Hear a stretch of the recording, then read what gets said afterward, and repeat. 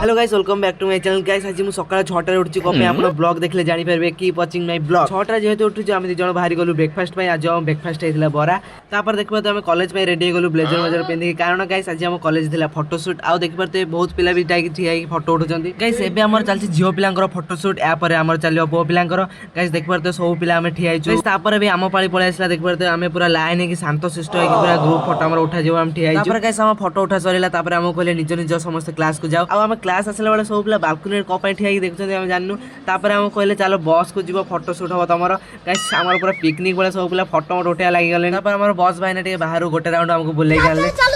guys हम पिला बस रे बस बस बिजनेस स्टार्ट कर देनी को कोजन सुनना